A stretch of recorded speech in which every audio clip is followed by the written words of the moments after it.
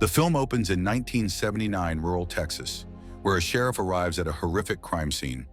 Blood splatters across the front porch, and a body lies covered at the house entrance. As the sheriff steps inside, more bodies greet him by the door, while a television broadcasts the eerie voice of a Christian preacher. The calm is broken as the deputy calls for the sheriff's attention, leading him to something unimaginable in the basement.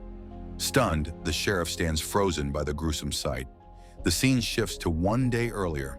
Maxine, an ambitious young woman dreaming of stardom, sets off with her boyfriend, a film producer. Alongside them are their crew, the director, his girlfriend nicknamed Church Mouse, who handles sound, and a couple of actors, Playboy and Blonde. They're heading to Houston to shoot a film, an adult movie titled The Farmer's Daughter. Upon reaching a secluded farmhouse, the producer greets the owner, an elderly war veteran known as Landlord. Rifle in hand, Landlord isn't exactly welcoming, but the producer calmly reminds him of their rental arrangement. Lowering the shotgun, Landlord claims it's just to scare off trespassers, though it's not loaded.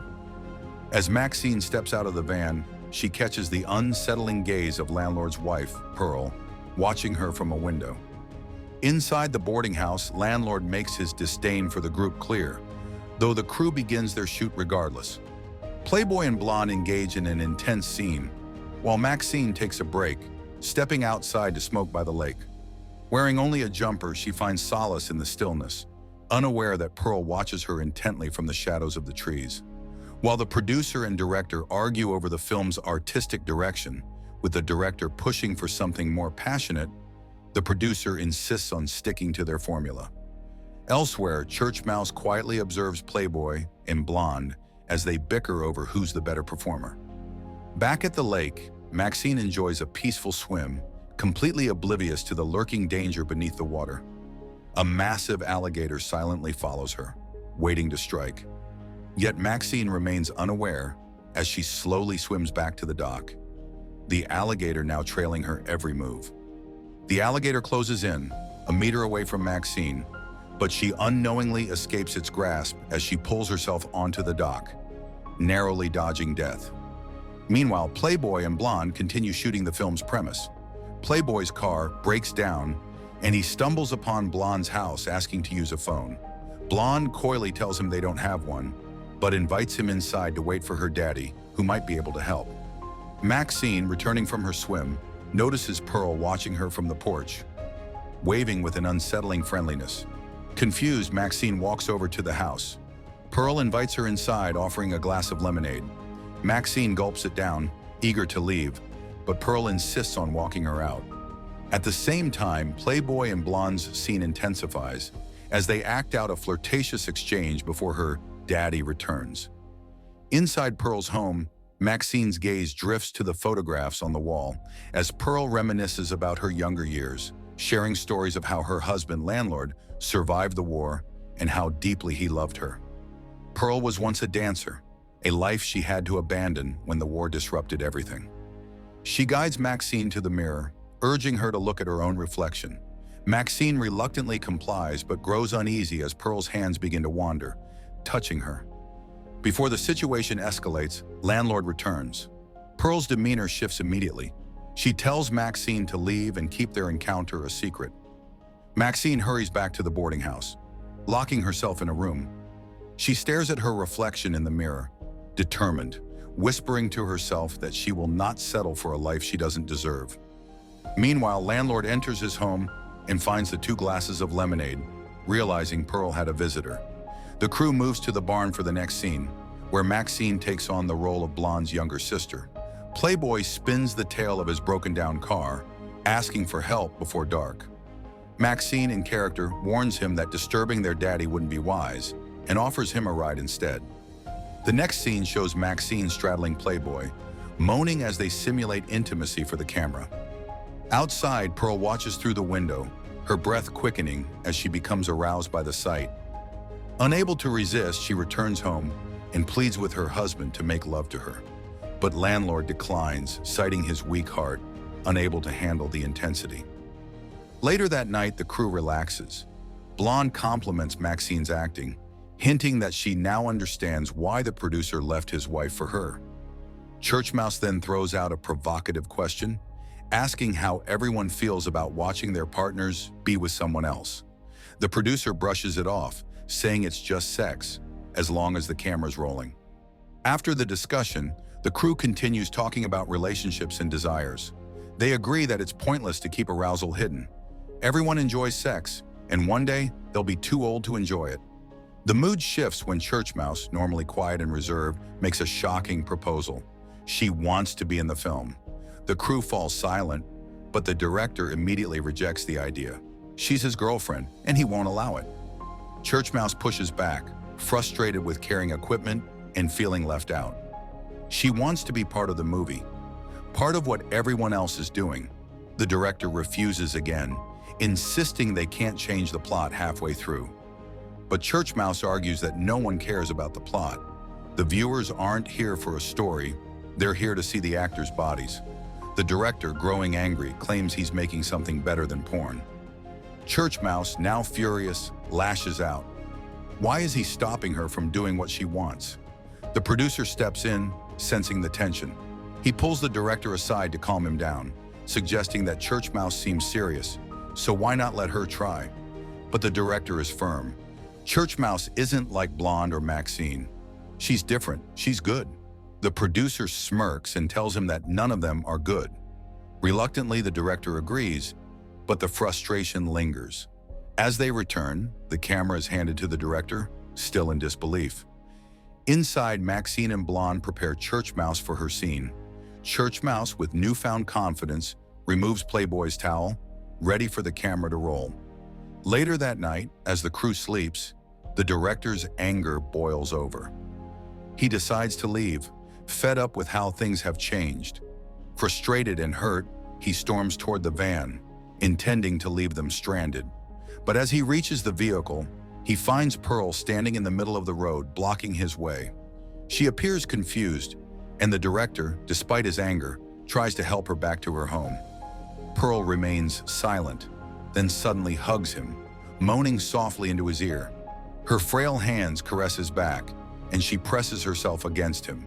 But the director, disturbed, pushes her away. In a flash, Pearl pulls out a knife and stabs him in the neck. Blood pours from the wound as the director stumbles, trying to stop the bleeding and call for help. But Pearl doesn't stop. She mounts him, stabbing him repeatedly, painting the headlights with his blood. After the brutal killing, Pearl rises, covered in blood, and twirls in the moonlight, lost in a trance, reminiscing about her youth and passion for dance.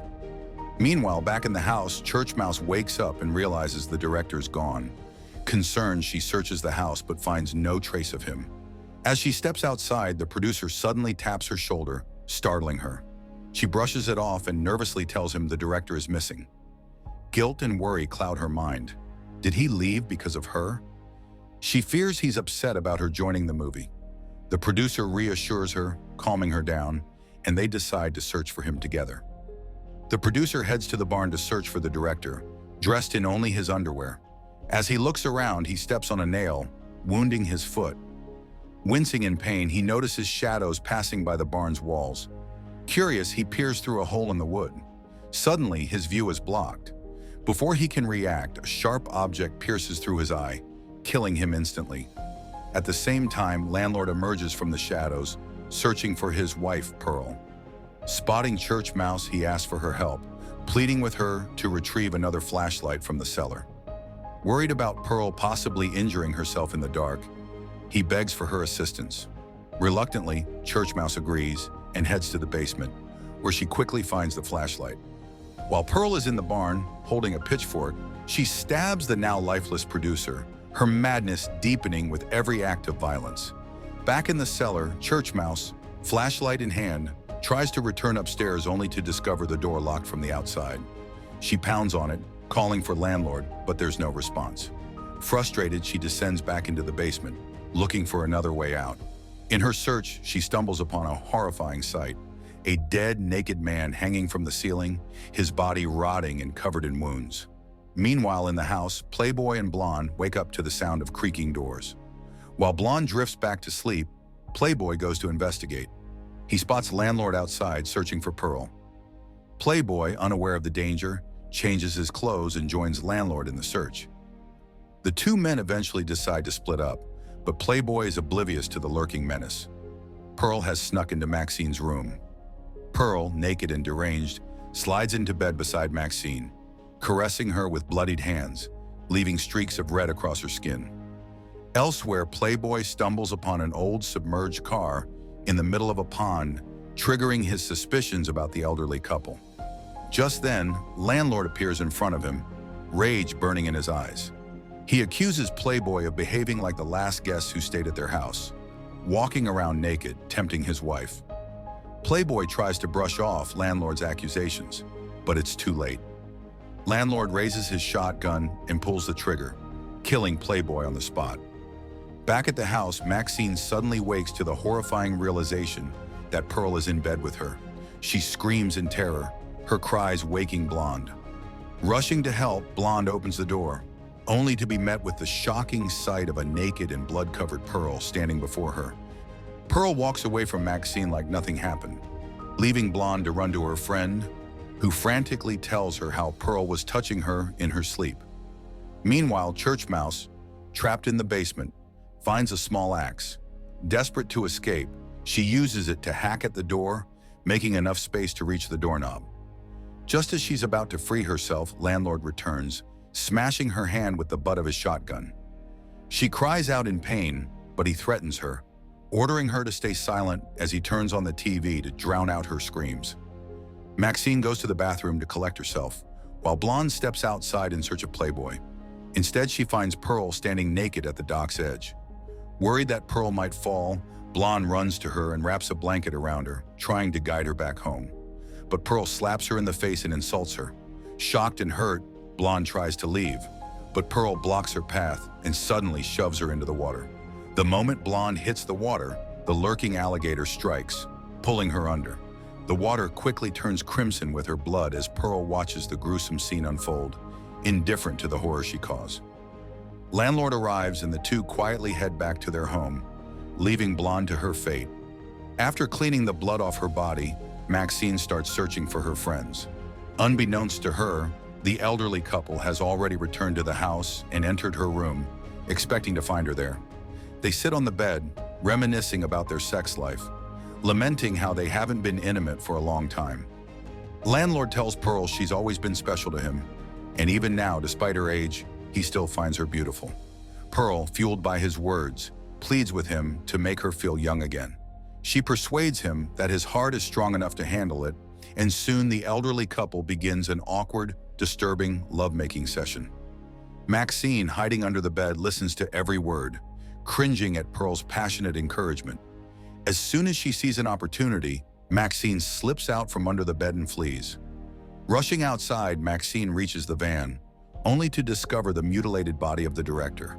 Horror strikes her, but she is soon distracted by the sound of Church Mouse's desperate screams for help.